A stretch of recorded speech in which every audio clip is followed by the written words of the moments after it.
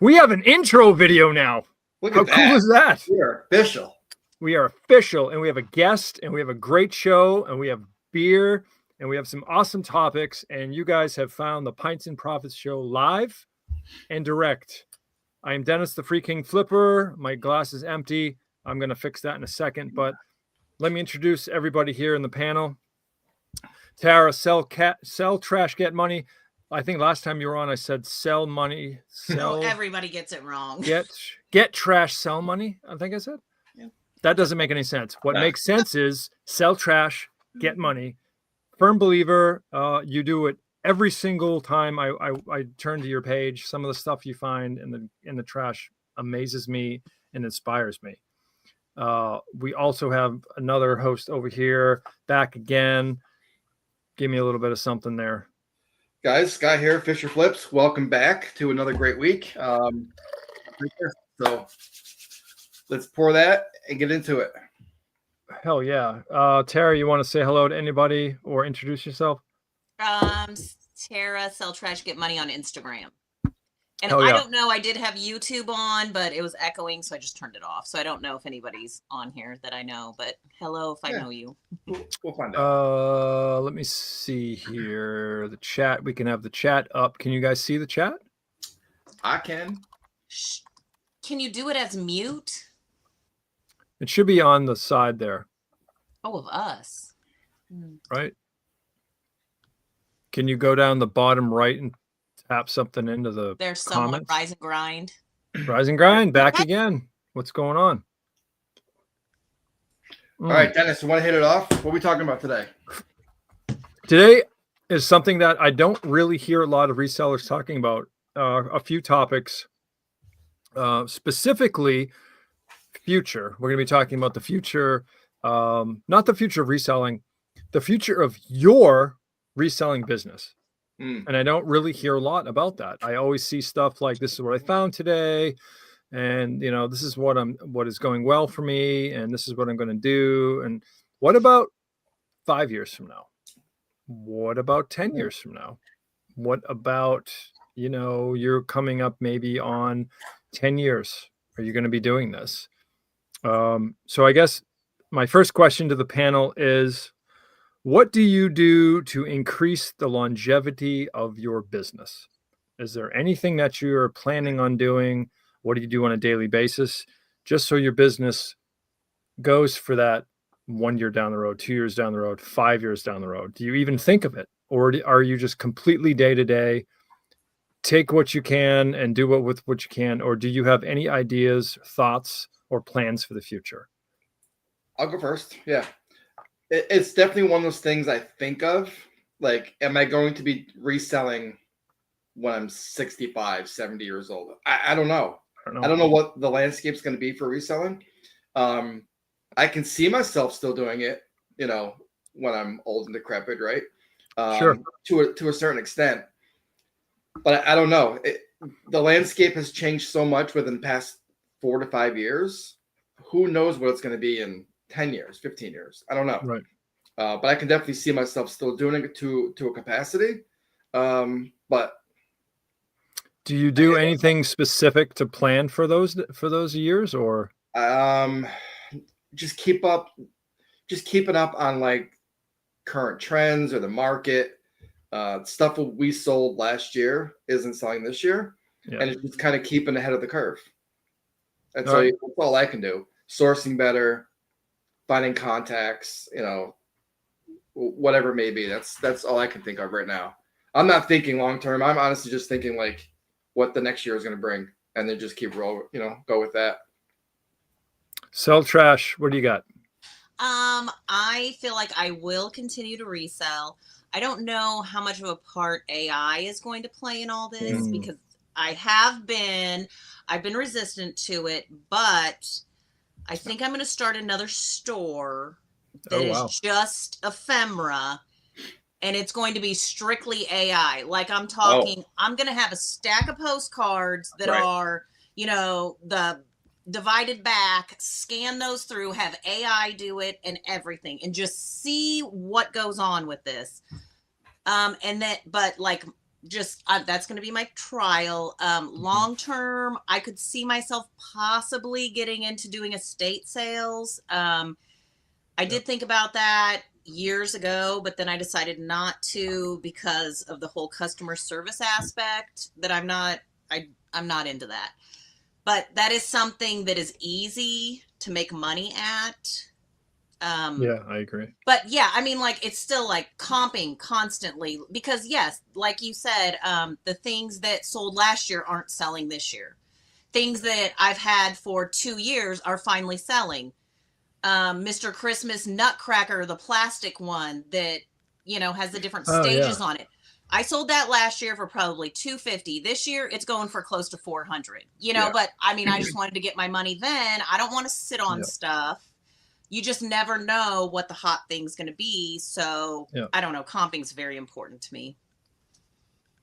Well, I will finish up the question. What do you do to increase the longevity of your business? I have been scaling down, actually.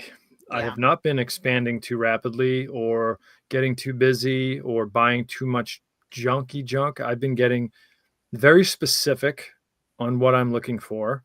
I think Scott can also agree with this. We pass stuff up more than we pick up now. Yes. Right? Yeah. Like, the amount of times I went to a thrift this past weekend, and the same thrift I would leave 2 baskets full, 2 carts full. I had maybe like 2 items. Same. All of those brands, all those items, it's not worth it for me. Yeah. It's not worth. It's just not. So. I know. I kind of wonder if some of the thrift stores, like the thrift store that I used to be my favorite, which I haven't been in, I rarely go in there. Now I find better deals online, from private people, on and on and on. But I went in there a couple of weeks ago, and usually, a whole cart, possibly 2 carts. Yeah. I bought like 4 items. Yeah. And they have an online eBay store now. So, I mean, and is that where it's all going? Yeah, it's not just that. Like, I have one Goodwill near me that the pricing's still decent, but it's just the brands. Like, there's certain brands that used to sell for great money. I'm not going to spend $5, $6 to sell for 15 to 20. Where 2-3 years ago that brand was selling for 40 to 50. Yeah, those brands are. I just think some of these thrift stores are so like they're behind on the trends. I don't know. It's just not, Rise and Grind. I think Rise and Grind agrees with you. Says clothing brands are changing for me. So I think you guys aren't the only ones. I don't do a lot of clothing, so I don't really keep up with trends. I'll use you because I'll find a brand that I heard you say, and you'll be like, "Yeah, that was like 2 years ago." Right. Don't be like, "No, pass." I did just buy out a local lady's reselling store. And basically I paid her 50 cents per item. I'm going to go through all of it. Yeah. And what I don't feel like I can list, I'm just going to resell it on Facebook as a lot to someone, to another reseller. I'm not hardcore into clothes, but if I see something, I will pick it up. And I do use it as a lot of fillers because I have a certain number of listings I want to do every day. Yeah. Right. But I mean, like, I'm not that hard into clothes. I don't like sitting at the bins for more than an hour. So, unless I'm at an estate sale and find some hot clothing brands, then I'll go in on it hard. But mostly I just do hard goods. Yeah. Yeah. Damn. Rise and Grind with 6,400 items on eBay. Wow. Dude, that's a lot of inventory. Been full-time 9 years, was full-time on Amazon for 3. Wow. Good for you. That is absolutely grinding. He is. He's living up to his name. Hell yeah. Question number 2. This is something I almost never, ever, ever hear resellers talk about. Ever. This is a very physically demanding job. I see the case upon case upon case and your background right there. That's probably not lightweight stuff. Clothing, giant, Right. giant contractor bags filled with clothing. It's like 60, 70 pounds of stuff. You're hauling that stuff around. I'm carrying like receivers, DVD players, big boxes of stuff, right? Do you do anything at all to promote the longevity of your health in this business? Mental, physical? Do we do anything? I mean, there's no wrong answer here. Yeah, I mean, for something me, I never hear. And you kind of touched on like kind of scaling down, like just taking breaks. I used to go nonstop every day, nonstop. My full-time job, come home, get my 20 listings in, and just work nonstop. I've toned that down. I'm taking 1 or 2 days off during the week. I'm just kind of taking breaks. I'm still active every day on eBay. I'm still doing, end of stuff similar. I'm still sending offers, blah, blah, blah. But I'm not like busting my ass every day getting those listings up. I just, it takes the toll on you. I feel like I need to focus once again. I know I've said this to you guys numerous times. What my new thing is, trying to draft 20 items a day and like doing live like 10 to 15. I do have a lot of easy items that I've started kind of niching down into. So that's an easy list. But yeah, moving around the tubs. I mean, I now have a storage unit that I have to move like 6 tubs. It's the thing you sell is always on the bottom tub. Yeah, of course. Yeah. But yeah, I mean, that's just kind of the name of the game. And it's kind of cool, Dennis, to see like different perspectives, right? Like what Tara thinks, what I think, and what you think. Like we all have different mindsets of what our business is, right? Which is kind of cool. Yeah, it's your own business. It's your own, happy place where, if you're not having a good time, then this is not the business for you, and I would recommend anybody out there just starting, you gotta start finding the things you enjoy. Don't jump into clothing if you don't have any clue, any desire or any interest in clothing, because you're going to get burnt out. You'll get frustrated. You're not having a good time. I think mental aspect of this game is huge because like Scott said, there is burnout. You got to do stuff for your brain. You got to take breaks. I know that sometimes when people go on vacation, they, like myself, I'm sitting here looking at the friggin' phone every 15 minutes, and that is not good. That is not, you're on vacation for a reason. eBay will be there when you get back. I know I've preached before about going on using vacation mode and taking a hit. Yeah, but I'm going on vacation this December. We're going on a cruise, and I'm going to use vacation mode. I just don't. Yeah. I really want to have it a real vacation. I don't want to list. I don't want to send offers. I want to just almost like time out. I just shut it off. And I did that my last vacation in September. Went to Disney, and usually when we go away, like I'll adjust my handling time. I'm always active. I just put time away, and I didn't touch it for 10, 12 days. Just let it go. Did I take a hit in sales? Yeah. But it was worth it. Yeah, it's just sometimes so much. You would have taken a hit anyways, even if you would have been touching it. I mean, that's happened to me numerous times. Oh yeah. But I mean, like me, I can't get off of it. I want to accept offers. I want to send offers. Yep. I mean, Yeah. Sometimes for me, I just need to clear my mind, just get away. Like I said, eBay will always be there. We may not always be there, right? Those times away, the memories, the trips, those won't always be there.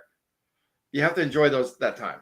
I'm not a relaxing person. That's what my problem is. I can never relax. You're not as old as we are. That's why. Once you get a little bit older, you're gonna just like. Oh God, no! I really am. Like I'm gonna be 50. So yeah. 51 here. Relax.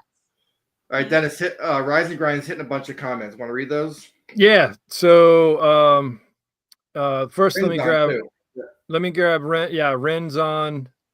Said he started jogging 5 to 7 miles a day. Nice. Amazing. That's amazing.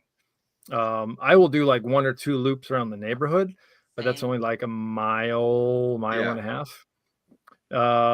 Says also clothing is a deep category. It's really hard to explain to someone what items to buy, and so many people dive in just buying brands with Yeah. strong retail store Mhm. value. Mhm. Yeah. Rise and Grind, yes, he is an everything seller. I sell everything, and clothing is saturated, and you got to promote. I sell a lot of clothing, so Yeah. Yeah. I promote the shit out of my items, and it's one of those things like people talk about. Don't promote. You have to. You have to. The average clothing item you have to promote heavily. Yeah. Yeah. Are there items in there and certain brands that you don't have to promote? Yeah. But Right. you have to get the leg up and do it. It is what it is. If you get Hey, your items, if you get those items cheap enough, you can promote as high as you want. To an extent, right? Right. Yeah, Not gonna go out there- clothing's like a volume game to me. So that's why I didn't mind buying that whole lady's store, because I have a whole rack in my storage unit that is full of clothes. And that's what's kind of nice. Once you get into the rhythm of listing the clothes, once you get over the hump of it being annoying, then it's easy to grind through them quickly. The other thing that I'm hot on is those little lapel pins. And Ooh. the thing that makes those interesting to me is the research on them.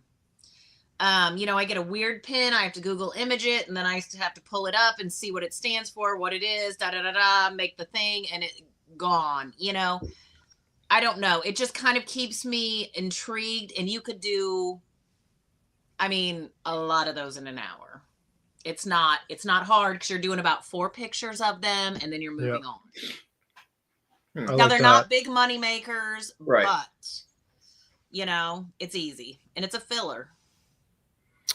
Rise and Grind says, if you don't promote, you're not moving anything. For me, that's from what I've seen at my store. 100% agree with that. Agreed. Yeah. Yes. Oh, yeah. Oh. Yeah. They almost, if you don't even at least do 2%, 3%, 4%, there's no views at all. None. Yeah. And I've done experiments. Like I've had items that are high STR and I don't promote even a little bit, and it sits there. Yep. I put like a 2%er on there. Boom. Watchers. Yep. It sucks. It's the name of the game. It's doing business. There's literally no way around it. If you want to sit on your inventory and not make money, then don't promote. Like, I'm sorry. That's and that's cool. Like, and we all hear those comments on every video. I don't promote, right? And I'm selling XYZ per day. Sure. Yeah, right. Wild. But whatever. I'll promote. Give a shit. All right. This is another future question. I ask this because I recently, if you guys don't know, Scott does, but I went back to work full time. I was a full-time reseller for 5 years, and I just needed more and more and more money, and it just wasn't. Nobody has any money. If you have slow sales, you're not the only one. I guarantee you. So I went back full time, and I'm doing what I love. I'm working at a brewery, full time, benefits. I'm having the best time of my life. I recently moved my retirement that I had at my old job over to this one. Wow.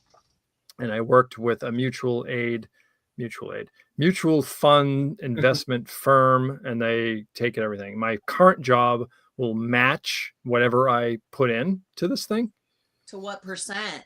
So, bro, it's nuts right now. It's crazy. Okay, that's crazy. So I'm doing 401k and a Roth IRA. I'm doing both, and anything in the 401k they match like whatever I want to do.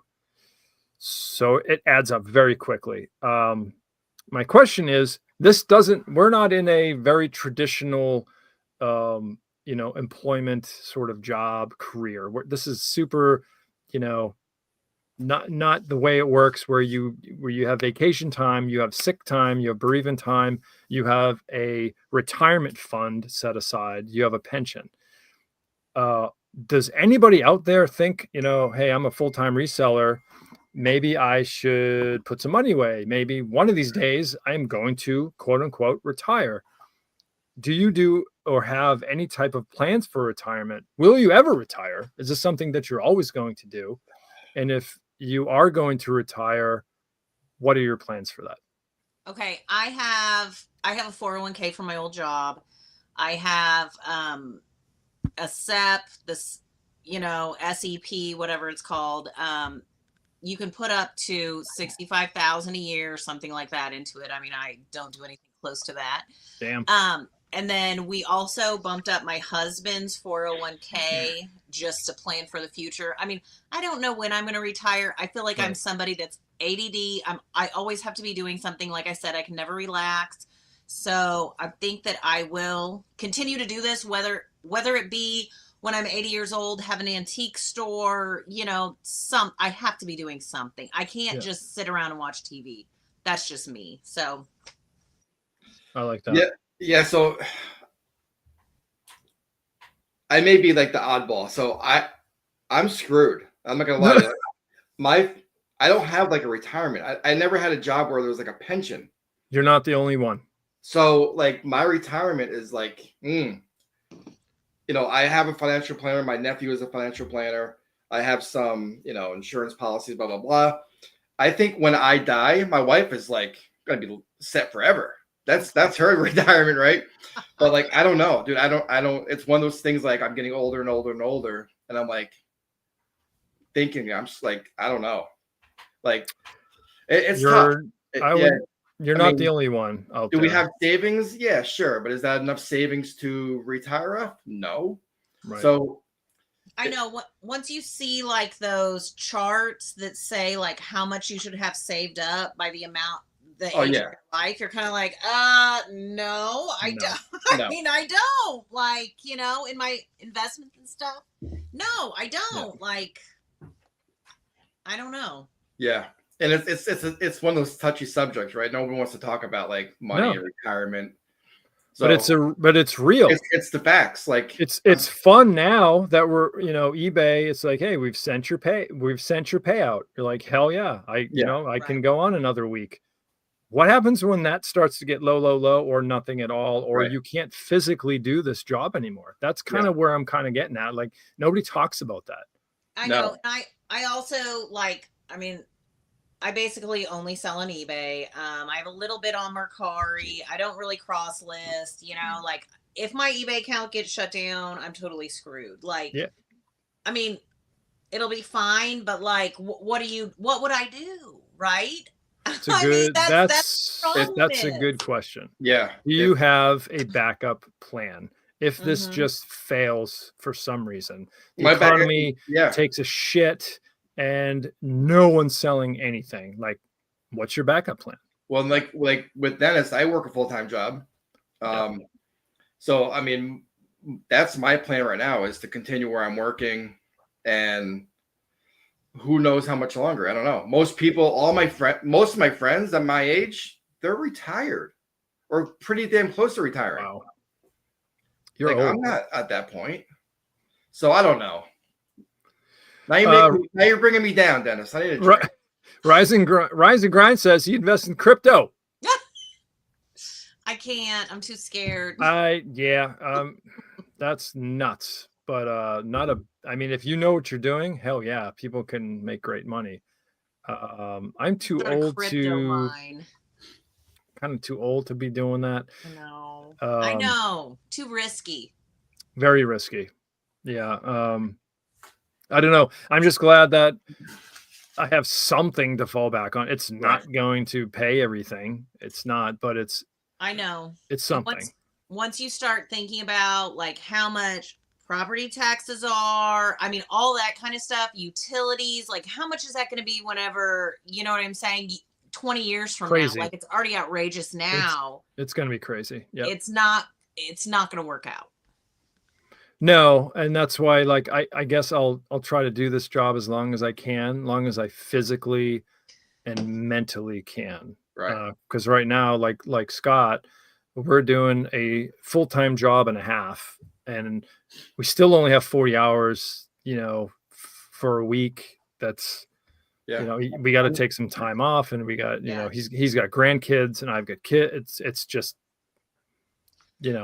I also, last weekend, I was at this shopping event and I ran into a girl that I used to work with at the hospital, and she was telling me that like they're hiring part-time people for $28 an hour to do part-time, you know what I'm saying? Like billing. And I'm thinking, that sounds good with benefits. Like that would be nice. 28 hours, like part-time, like that's very intriguing to me. It definitely is. I mean, I'm like, one of my passions, and Scott too, is craft beer. And then when this job came up, I said, it's absolute no brainer. It's close to my house. There's almost no commute. There's great benefits, great people.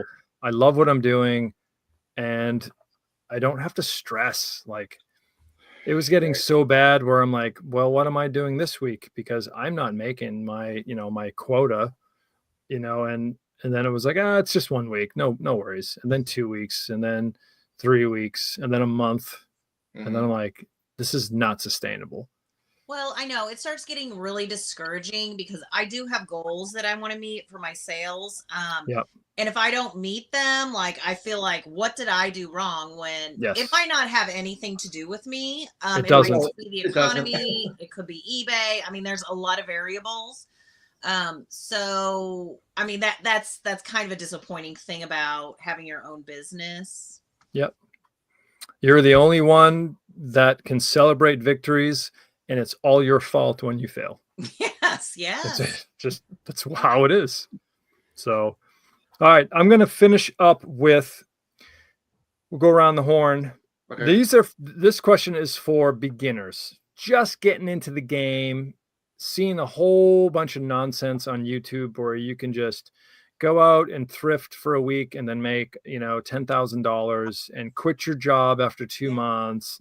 And you're all set. It's so easy to do. Everyone buys everything.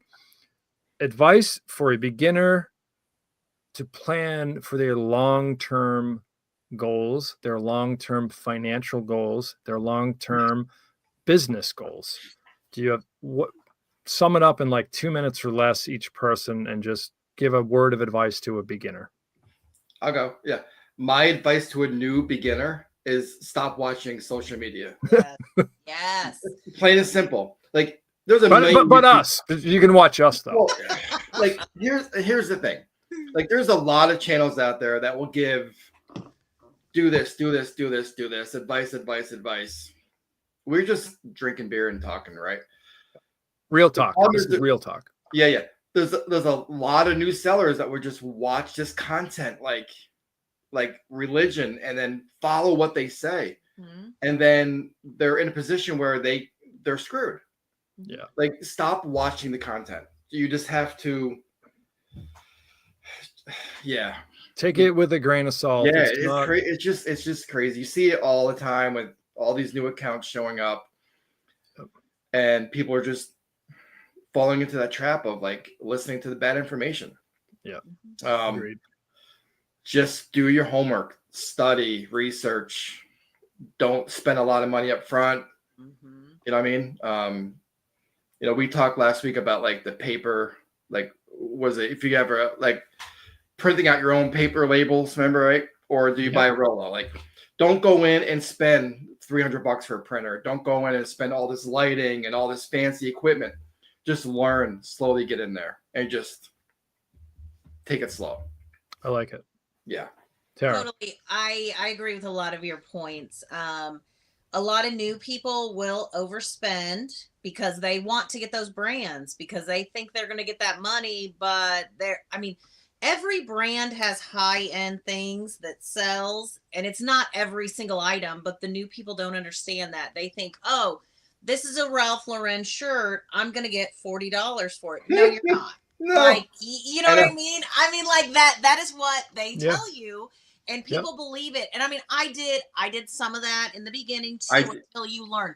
Once you start comping and you start selling that stuff for a loss or not making any money on it, you learn real quick. But a lot of people don't even look at their numbers to know that that is what's happening. And they're just digging themselves into a deeper hole. And then, that's kind of the beauty about Facebook is you can go in and buy their defunct business because, I have another lady that I'm looking at her Poshmark store right now.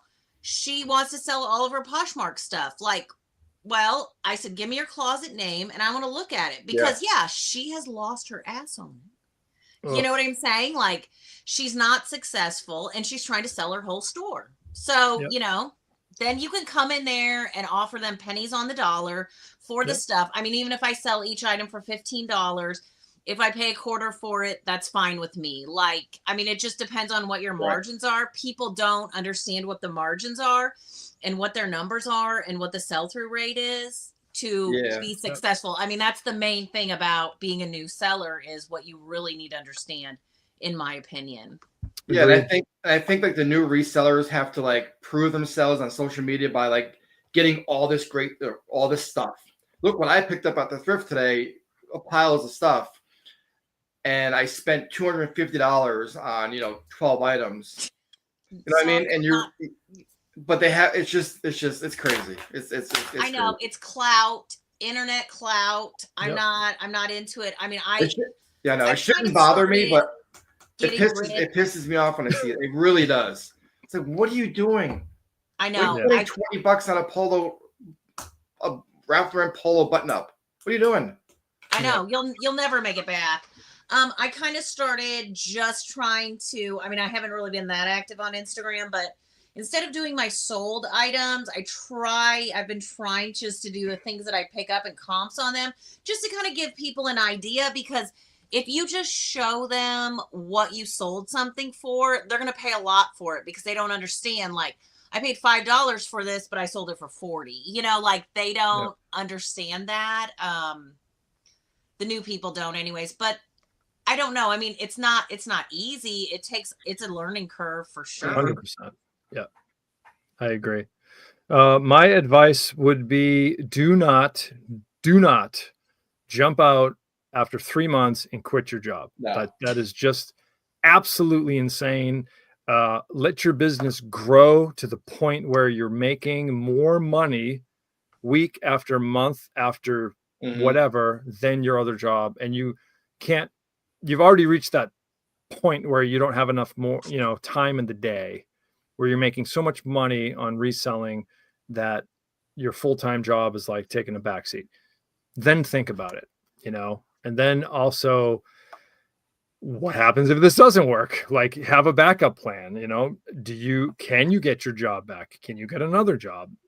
Don't just do this for 2 weeks and just quit your job because you've had good 2 weeks or a good 2 months even. Right. eBay loves new sellers. You're going to get views. You're going to get sales. And then you come back to earth. You see all the time, like people posting their 90-day totals and they're brand new. Of course your 90-day total is great. You just started. And they've overpaid for everything. Like, I don't care what your 90-day total is. I care what you actually made on it, like what your profit was. But they don't like to show that. I paid $50 for this jacket and I sold it for $60. Yeah. Right. Yeah. You made $1.50. Okay. Yeah. I know. No. People go on and on about the 100, the 6-figure seller, on and on and on. Well, you know what? I know people that make 6 figures and their profit's like 20 grand. So I'm not impressed by that. No. I don't care what it is, like, unless I see the real numbers for it. Yeah. Yep. But you won't, because they're going to poof it up and act cool. I know. Yeah. That doesn't get views, real numbers doesn't get views. No. So. Oh no, they don't know. They only want to see. I know. We talk about this all the time, every time I come on here, but yeah, it's the glorification of being a reseller. Like that's all it is. eBay fairyland. Yeah. But when you go to pay your bills and your mortgage and your taxes and your food and your gas, there is no fantasy land. That's real. That's real stuff. I just had a friend ask me this weekend, so do you actually pay taxes on the money you make on eBay? Oh my God. Yeah, it's a real business. Yeah. Like, this is not a joke. Like, this is a real business. They don't get it. Well, guys, I'd like to thank the panel. I'd like to thank the viewers as well. I hope you found this educational. It's something that I thought not many resellers talked about, the future. Or the longevity of your business. Are you in this for a year, or are you making this a real business, like Tara said, It's a business. It's not just a hobby or something I do for views or clicks or likes. This is how I pay my mortgage and how I eat every week, and gas and food and heat and electric, everything. So that's what we're talking about, not fantasy world and all that. Give us a like, give us a sub, please. We need them. We don't make any money doing this. We just come on the night before Thanksgiving and, talk shop, and we're just trying to help you out. And every time I come on here and do this, I learn something. I hope you guys did too. We'll give you guys another 30 seconds to wrap it up and just give us a final thought, and we will see you next time. Yeah. Thanks for watching. I think we're going to take next week off, right? So we'll take next week off and be back the week after. Big thanks to Tara for coming on. Yeah, you're welcome. Appreciate it. It was so much fun having you on. Oh, yeah. Yeah. Close it up there, Tara. Thank you, guys. I appreciate you asking me to come back again, and happy Thanksgiving to everyone.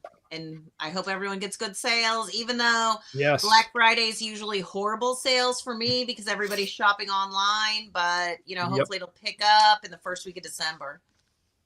Happy Thanksgiving, and stay well, everybody. Bye-bye.